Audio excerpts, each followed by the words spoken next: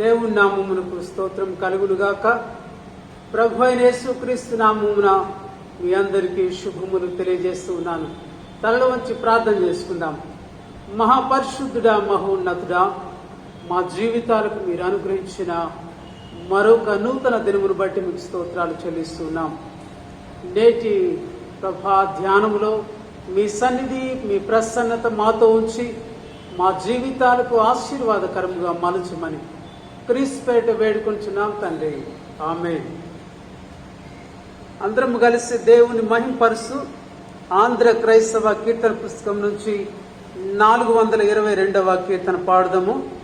422వ కీర్తన, యెహోవా నా కాపరి, ఇక గోదువేమి. మొదటి 3, 5, 7 చరణాలు పాడుదాము.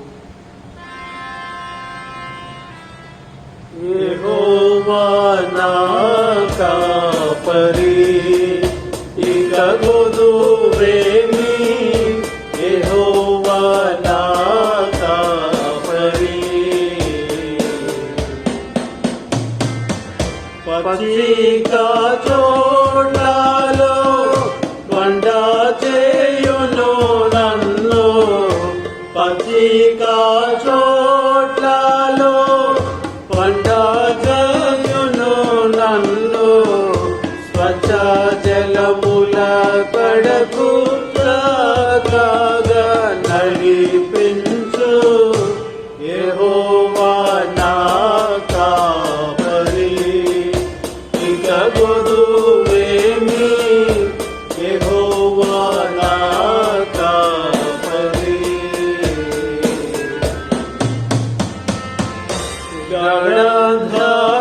గణాంధకారమా గముదానే దిరిగినను. గణాంధకారమా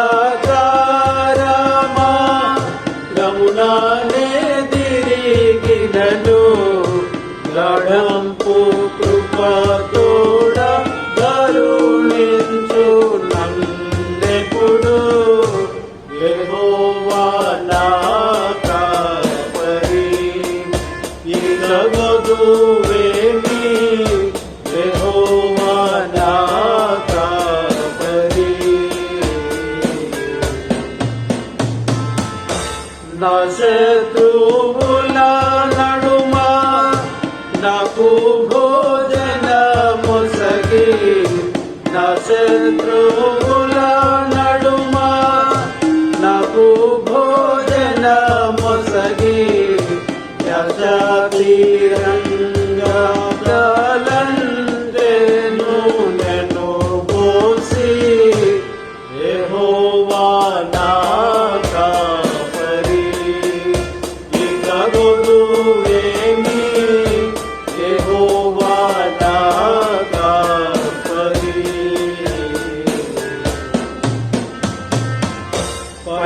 పరమానందము తోడా ప్రభు సన్నిధానమున. పరమానందము తోడా ప్రభు సన్నిధానమున. పరిశుద్ధాలయమందే నిరతంబు నివాసింతు. యెహోవా నా కాపరి, ఇక గోదువేమి. యెహోవా నా కాపరి.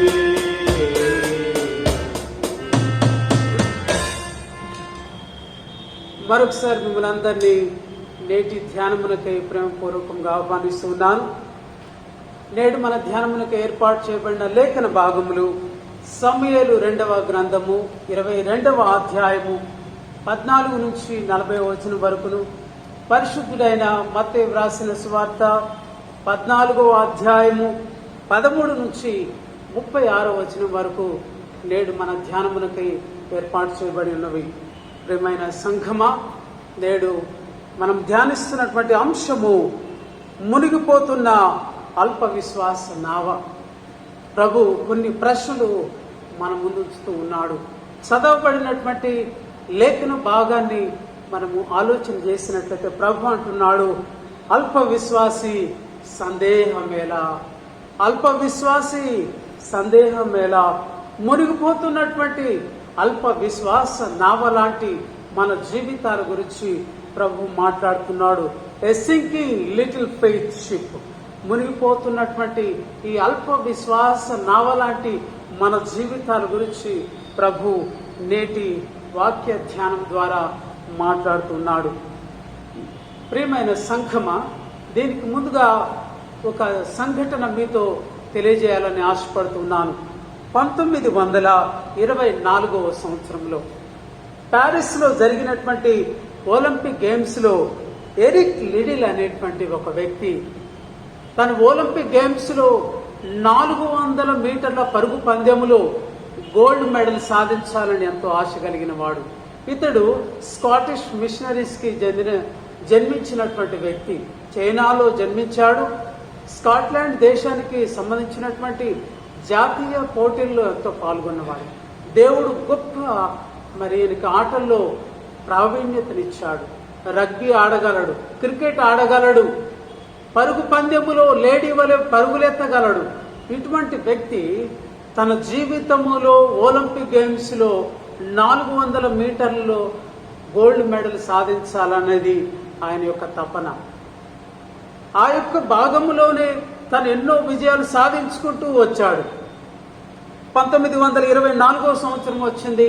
ప్యారిస్లో ఒలింపిక్ గేమ్స్ జరుగుతున్నాయి. మొట్టమొదటి షెడ్యూల్లో 100 మీటర్లు ఆయన పరిగెత్తాలి. అది వచ్చినటువంటి షెడ్యూల్ చూస్తే ఆదివారం వచ్చింది. ఎరిక్ లిడిల్, లేదా ఆయన పూర్తి పేరు ఎరిక్ హెడ్రీ లిడిల్, ఆయన తలంచింది ఆదివారం ప్రభు దినం, పరిశుద్ధ దినము, ఆదివారము దేవుణ్ణి ఆరాధించాల్సినటువంటి సమయము, నేను పరిగెత్తనని చెప్పి తన యొక్క డ్రీమ్ లాంటి ఆ ఒలింపిక్ గేమ్స్ని కూడా పక్కకు పెట్టేసి తను ఆదివారం పాల్గొనకుండా దైవ సన్నిధికి వెళ్ళాడు. దేవుణ్ణి ఆరాధించాడు, విశ్వాసంతో ప్రార్థించాడు, తిరిగి వచ్చాడు.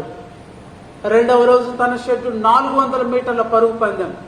100 మీటర్ల పరుగు పందెంలో తను పాల్గొనలేకపోయాడు, కానీ 400 మీటర్ల పరుగు పందెంలో పాల్గొనాలనుకున్నాడు. వాస్తవంగా అది కష్టతరమే. 100 మీటర్ల దాంట్లో పాల్గొనకుండా డైరెక్ట్గా 400 మీటర్ల పరుగు పందెంలో పాల్గొన్నాడు. పరుగెత్తాడు 200 మీటర్లు, ఇంకా 200 మీటర్ల పరుగు పందెం ఉన్నది. అతడు దాన్ని త్వరగా ముగించాడు. ఎవరు కూడా దశాబ్దములో అంత వేగాన్ని అందుకోలేకపోయారు. అతడు గోల్డ్ మెడల్ను ఆ ఒలింపిక్ గేమ్స్లో సంపాదించగలిగాడు. తన్ని విలేకరులు అడిగినప్పుడు ఎరిక్ లిడిల్ చెప్పినటువంటి మాట, నన్ను ఘనపరచు వానిని నేను ఘనపరుస్తానని ప్రభు సెలవిచ్చాడు గనుక నా ప్రభు దినాన్ని నేను వ్యర్థంగా ఆచరించను. ప్రభు కొరకు విశ్వాసముతో, తన యొక్క కెరీర్ కంటే కూడా దేవుడు ముఖ్యమని విశ్వాసముతో ఉంచిన ఎరిక్ లిడిల్ తన యొక్క గోల్ను సాధించగలిగాడు. గోల్డ్ మెడల్ ఒలింపిక్ గేమ్స్లో సంపాదించగలిగాడు. ఈరోజు మన ముందు ఉంచబడుతున్నటువంటి అంశాన్ని మనం చూసినట్లయితే, పరిశుద్ధుడైన మత్తయి వ్రాసిన సువార్త 14వ అధ్యాయం 13 నుంచి 21వ వచనాన్ని చూసినట్లయితే 4 సువార్తల్లో రాయబడుతుంది. యేసు క్రీస్తు ప్రభువారు 5 రొట్టెలు 2 చేపలను 5,000 మందికి పంచినట్లుగా చూస్తూ ఉన్నాం. ఒక అద్భుత కార్యాన్ని శిష్యుల ఎదుట, ప్రజలందరి ఎదుట ప్రభు ఈ కార్యాన్ని చేశాడు. అందరూ చూశారు. 5,000 మంది పురుషులు తిన్నగా ఇంకా 12 గంపలు ఎత్తగలిగారు. ఇంత గొప్ప సూచక క్రియ జరిగిన తరువాత ప్రభు తన శిష్యులను అద్దరికి పంపించడానికి ఇష్టపడ్డాడు. వారు దోణిలో ప్రభు లేకుండానే ప్రయాణం చేస్తున్నారు. ఈ సమయంలో యేసు క్రీస్తు చేసిన కార్యాన్ని గనుక గమనించినట్లయితే ఏకాంత ప్రార్థన, కొండ మీదకెక్కి ఏకాంత ప్రార్థనలో గడుపుతున్నట్లుగా చూస్తున్నాం. ప్రియమైన విశ్వాసి, ప్రియమైన సంఘమా, ఎంతమంది నేడు మనం ఏకాంత ప్రార్థనలో గడపగలుగుతున్నాం? ఎంతమంది దేవునితో సమయాన్ని గడపగలుగుతున్నాం? ఎంతమంది ఆత్మీయ శక్తిని పొందుకోవడానికి ప్రభుతో మోకాళ్ళ అనుభవంతో ఏకాంత ప్రార్థన గడపగలుగుతున్నాం? యేసు క్రీస్తు ప్రభువారు లోక రక్షకుడై ఉండి కూడా ఏకాంత ప్రార్థనలో గడుపుతున్నట్టు చూస్తున్నాం.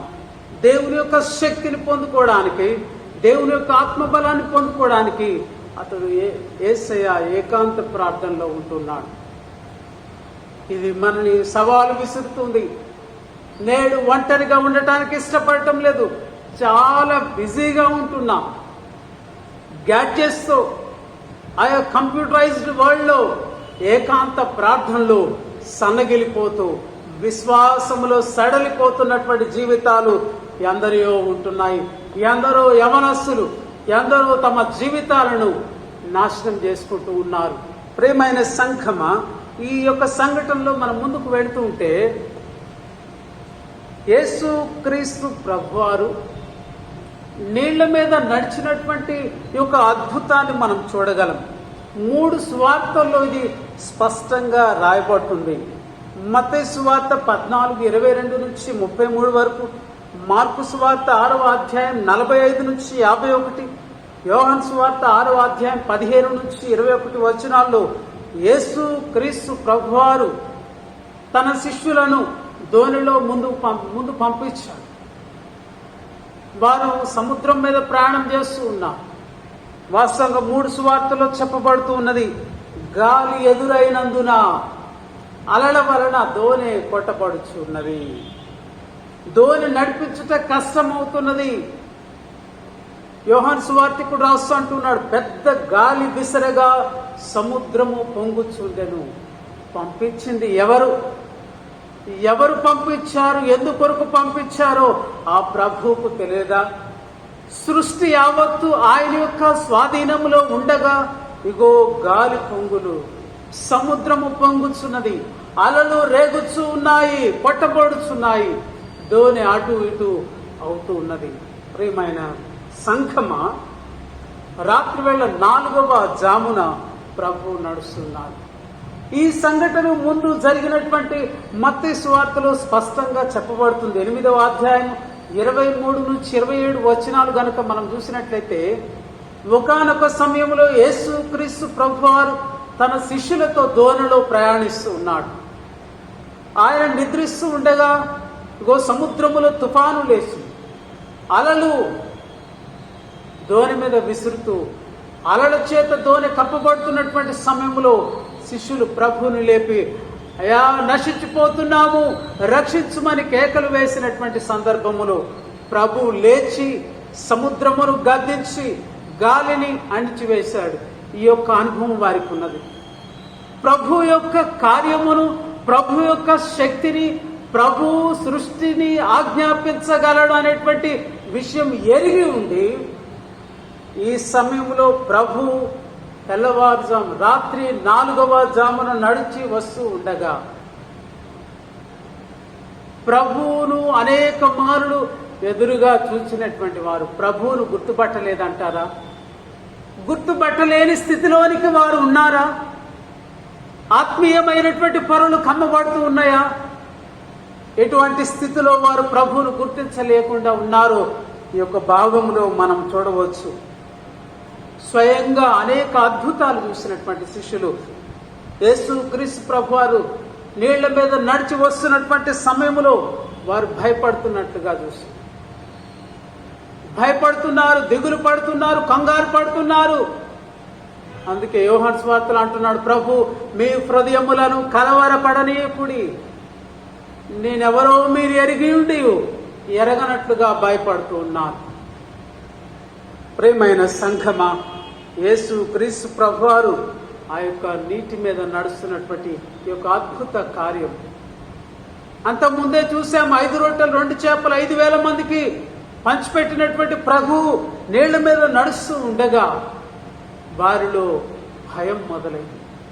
ప్రభు యొక్క శక్తిని ఎరిగి ఉండి కూడా వారిలో అల్ప విశ్వాసం ఉంటున్నది.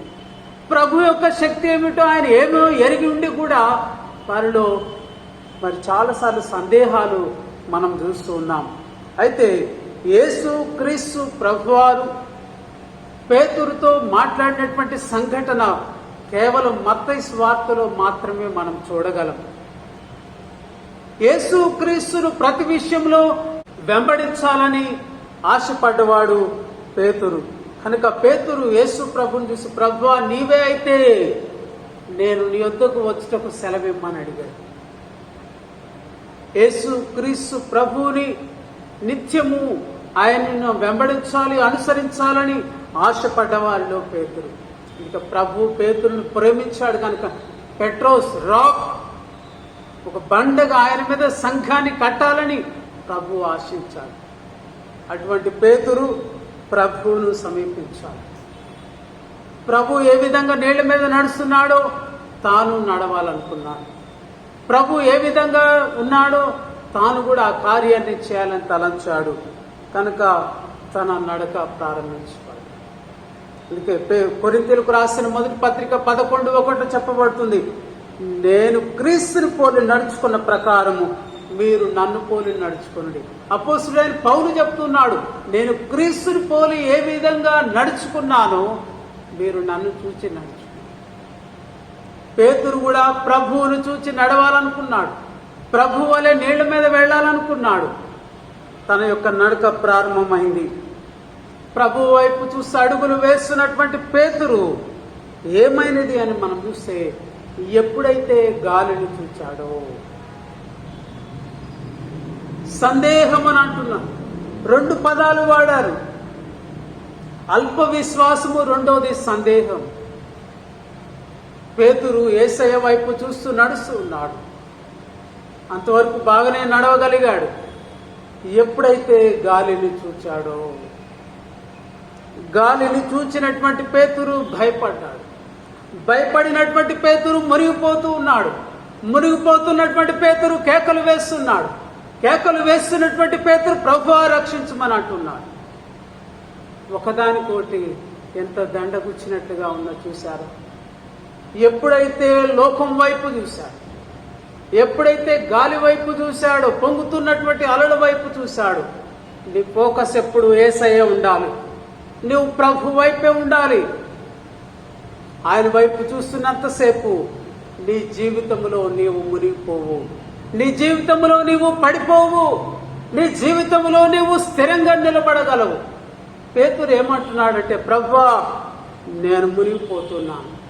వాస్తవంగా పేతురు జాలరి. సహజంగా తనకున్నటువంటి శక్తి ఈత కొట్టగలడు. ఈదగలిగినటువంటి పేతురు ఏ విధంగా మునిగిపోతున్నాడండి? ఏ విధంగా మునిగిపోగలడు? కేవలం తనలో ఉన్నటువంటి అల్ప విశ్వాసం. ఈరోజు మన జీవితంలో ఈ అల్ప విశ్వాసం ప్రభు సెలవిచ్చాడు కదా, ఆవగింజంత విశ్వాసము కలిగి ఉంటే ఈ కొండను సముద్రములో పడవేయబడమంటే అది పడవేయబడును అని వాక్యం చెప్పబడు. పరిపూర్ణమైన విశ్వాసం మన జీవితంలో ఉండాలి. పేతురు జీవితంలో ఎప్పుడైతే అల్ప విశ్వాసము ప్రవేశించిందో, దాన్ని అందుకే గ్రీకులు అంటాం హోలిగోస్ పిస్టోస్, దృష్టి ఆయన మీద నుంచి తొలగిపోతూ ఉన్నది. సందేహం మొదలవుతుంది. ద్వంద్వ స్వభావం, 2 రకాల అనుమానాలు ఉంటున్నాయి, 2 రకాల ఆలోచనలు మనిషిలో ఉంటున్నాయి. ఎప్పుడైతే అల్ప విశ్వాసముతో సందేహంతో ఉంటామో ప్రభు కార్యాలు మనం చూడలేము. పేతురు తనకు దేవుడిచ్చినటువంటి సహజంగానే ఒక జాలరి అయినటువంటి పేతురు నీళ్లలో మునిగిపోసాగాడు. ఈరోజు మన జీవిత అల్ప విశ్వాసపు జీవితాలు ప్రభు మీద ఆనుకోకపోతే, ప్రభువుని మనం విశ్వసించకపోతే, సందేహిస్తే పేతురు నీళ్లలో మునిగిపోసాగినట్లే మన జీవితాలు కూడా ఈ లోకములో మునిగిపోసాగుతాయి. ఆర్థిక స్థితిలో, అనారోగ్య పరిస్థితుల, అవమానాల, నిందల ప్రభు వైపు చూద్దాం. లోకం వైపు చూడకుండా ప్రభు వైపు చూడటానికి దేవుడు అటు శక్తిని అనుగ్రహించాలని, విశ్వాసమే మనని ప్రభు వైపు నడిపించగలదు. అందుకే సురఫెనికే స్త్రీతో ప్రభు అనేది, అమ్మ నీ విశ్వాసమే, నీ విశ్వాసమును బట్టే నీ కుమార్తె రక్షింపబడింది. రక్తస్రావ రోగం కలిగినటువంటి స్త్రీతో ప్రభు అన్నమాట, నీ విశ్వాసమే నిన్ను స్వస్థపరచున్నది. మన విశ్వాసము పరిపూర్ణమైనదై ప్రభులో స్థిరులుగా ఉండాలని నేటి స్వార్థ పాఠ్య భాగము మనని ధైర్యపరుస్తుంది. 2వ పాఠ్య భాగంలోనికి మనం ప్రవేశించినట్లయితే మరి సమూయేలు 2వ గ్రంథాన్ని మనం చూస్తున్నాం. 22వ అధ్యాయం అంతా కూడా దావీదు దేవుణ్ణి స్తుతిస్తున్నట్లుగా చూస్తున్నాం. ఇది స్తుతి కీర్తన, డేవిడ్ సాంగ్ ఆఫ్ ప్రైజ్ అని చెప్పబడుతుంది. దావీదు తన జీవితములో ఎన్ని ఒడిదుడుకులు ఎదుర్కొన్నాడు, ఎన్ని కష్ట నష్టాలు ఎదుర్కొన్నాడు, ఎన్ని ఇబ్బందులు ఎదుర్కొన్నాడు. ఈ సమయంలో తన యొక్క శత్రువుల చేతిలో నుంచి, సౌలు చేతిలో నుంచి, సౌలు కుటుంబీకుల చేతిలో నుంచి తన్ను రక్షించినటువంటి దేవునికి కృతజ్ఞతాస్తుతులు చెల్లిస్తూ రాసినటువంటి కీర్తన. మరి ఈ యొక్క వాక్యమే సమూయేలు 2వ గ్రంథము 22వ అధ్యాయం 1 నుంచి 51వ వచనం వరకు మనం చూడవచ్చు. ఇదంతా కూడా స్తుతి కీర్తన.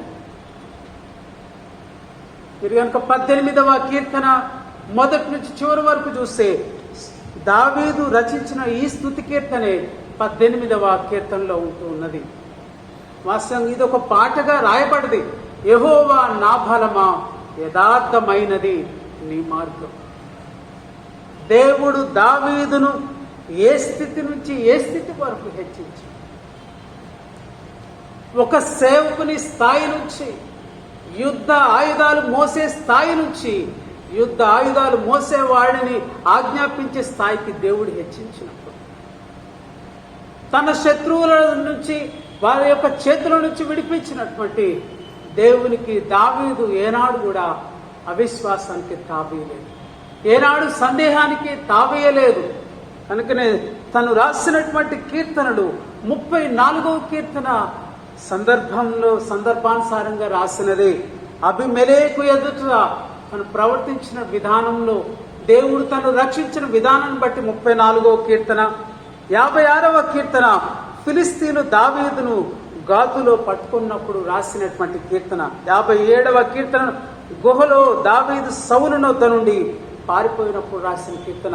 ఇవన్నీ కూడా ఆయా సందర్భాల్లో రాసినటువంటి కీర్తనలు. తన జీవితములో కొండల్లో, లోయల్లో తరమబడ్డప్పుడు,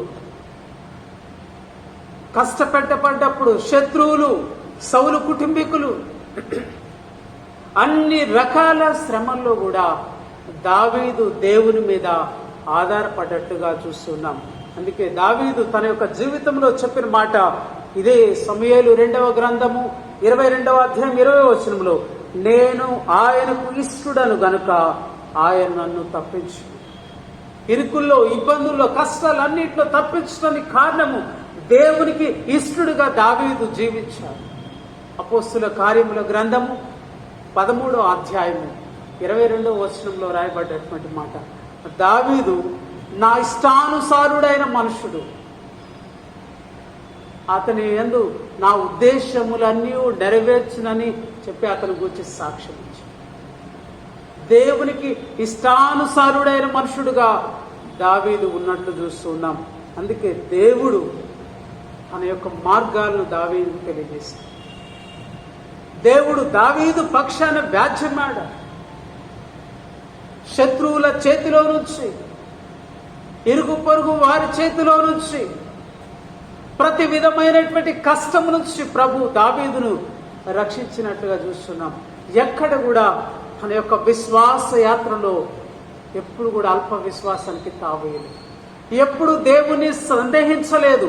అందుకే 23వ కీర్తనలో అంటున్నాడు, యెహోవా నా కాపరి, నాకు లేమి కలుగదు. ఈరోజు మనం పాడిన పాట ప్రారంభంలో రాస్తూ అంటున్నాడు, గాఢాంధకారపు లోయలో నేను సంచరించినను ఏ అపాయమునకు భయపడను. ఎన్ని గాఢాంధకారాల లోయలు గుండా ప్రయాణించాడు. ఒకవైపు తరుముతున్నటువంటి శత్రు సైన్యము, మరొక వైపు సౌలు కుటుంబము, మరొక వైపు తన సొంత కుమారులే ఆయన తరుముతూ ఉన్నారు. ఇంత తరమబడ్డా, ఇంత శ్రమలో ఉన్న ప్రభు మీద ఆధారపడ్డాడు గనుక దావీదు అన్నటువంటి మాట సమూయేలు 2వ గ్రంథము 7:18లో దావీదు మహారాజుగా అన్నటువంటి మాట, నా ప్రభువా యెహోవా, ఎంతగా నీవు నన్ను హెచ్చించుటకు నేనంతటి వాడను, నా కుటుంబము ఏ పాటిది. దేవుణ్ణి ఎంతగా హెచ్చించగలిగాడు.